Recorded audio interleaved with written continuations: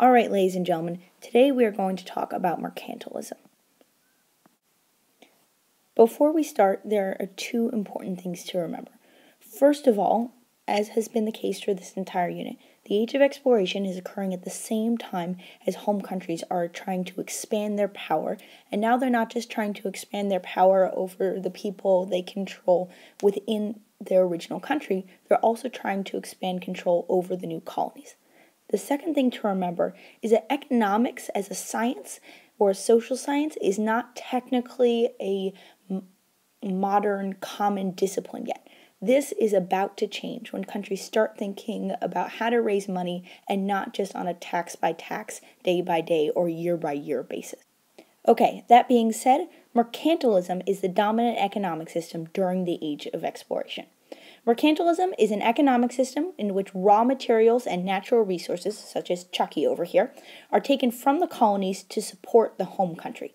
The home country, in this case, sometimes also referred to as the mother country, is any country from Europe that has taken up exploration ventures and gone and established colonies in the New World. The main goal of mercantilism is to provide support to the home country in two ways. First, by providing the home country with natural resources like wood, timber, and furs. And second of all, by providing the home country with a definite market for their finished goods. In other words, the colonies would always buy whatever the home country produced or made out of those natural resources, such as Bucky II on this coat hanger over here. In short, it is the goal of the home country to make lots and lots of money. The home country would do this by making sure that the colonies bought their finished goods, and usually at a high price. The economic theory behind this is that a country always needs to be exporting or selling more than they're importing or buying. In other words, a country needs to sell or make money in a greater portion than things they are buying or spending money. This economic policy was pioneered by the Spanish and the Portugal. They were doing it mostly with gold and silver. However, the system was perfected by the British after the Spanish went broke, as you'll find out in your pieces of 8. So for the rest of this video, we're going to use the British and their American colonies as the main example.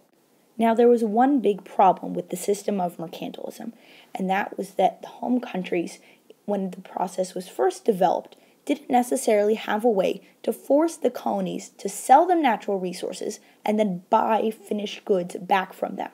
So the first question we'll have to look at is how the home country actually enforced the policy of mercantilism, got the colonies to send them the natural resources and then buy the finished goods back. There were 4 ways overall. We're going to start with the simplest one first and then move to the more complicated reasons. The first and perhaps least effective way for a home country to enforce the policy of mercantilism is just to provide the necessary infrastructure by improving transportation systems, most importantly ports for ships to move back and forth.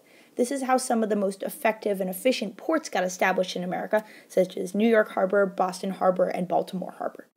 Next, the home country could restrict who the colonies were allowed to trade with and what they were allowed to buy and who they were allowed to buy from. For example, the home country could pass a law that said that the colonies were only allowed to buy finished products from and sell natural resources to the home country. Next, the home country could say that you need a specific license to come to the ports in their colonies, and they would only give that license to people in their home country. So the British would only give British licenses to British people, and only those British people could have their ships in American or Caribbean ports.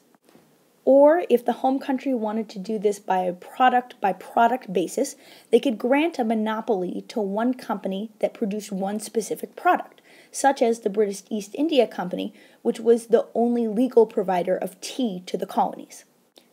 The home country would usually also make laws restricting production, usually by saying that the colonies were not able to produce any of their own finished goods, or doing it on a case-by-case, product-by-product basis. So, for example, the British could have said that the colonies are not able to spin any of their own cotton, and if they wanted to buy cloth, they would have to buy it from the British or the British East India Company.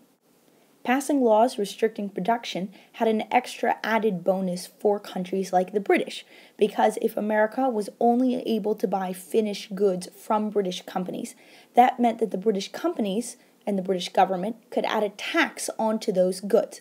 So cotton cloth that used to cost $3 now has a $2 tax on it as well. That $2 tax goes to the British government, and the colonies can't buy that cloth anywhere else because they're not allowed to. The last way a home country could support and enforce the policy of mercantilism is by passing something called a protective tariff. A tariff, if you remember, is a tax on imported or exported goods. If you produced a product outside of the country and had to ship it in, that makes it an import, and you would have to pay an added tax, which is called a tariff, on that product. So a protective tariff is a tariff, a tax on imports or exports, that will protect businesses in the home country. Here's how a protective tariff would work. Let's visualize this with a map. Remember, the main policy of mercantilism is that natural resources are exported from the colonies to the home country, which then makes finished goods and sells them back to the colonies. Let's pretend that you are a lumberjack, okay, living in what will become the future state of Maine, but is now a British colony. You harvest lumber and you sell that lumber to England for $5 a tree. We're going to use nice imaginary round numbers, for example. A British company then takes that tree and makes tables out of it and sells it back to you for $10. So they pay for the shipping costs and then they make a little bit of a profit themselves. This works well and good for the British producer until Portugal comes along and says, hey, I can sell tables to the American colonists for $7 and they'll buy my tables, which are cheaper. The British government doesn't like this.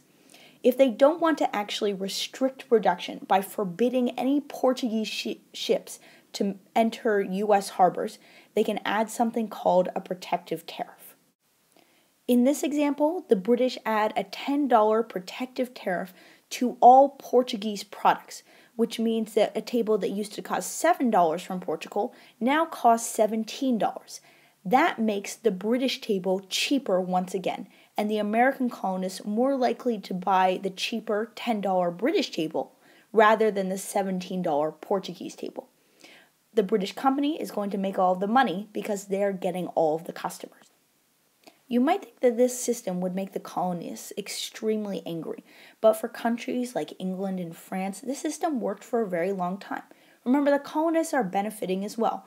They're getting finished goods from the home country that they don't necessarily have the power to produce where they are in the colonies yet, and they also have a sure market for their natural resources. They always know that that British producer in England will want to buy the lumber from the trees in Maine. However, this honeymoon of economic resources cannot last forever. Eventually, the British fight some wars that are very expensive that force them to raise the tariffs and give monopolies to even more British companies. This leads the colonists to be upset with the British and then finally do some things that the British will come to regret. But that is a story for another unit.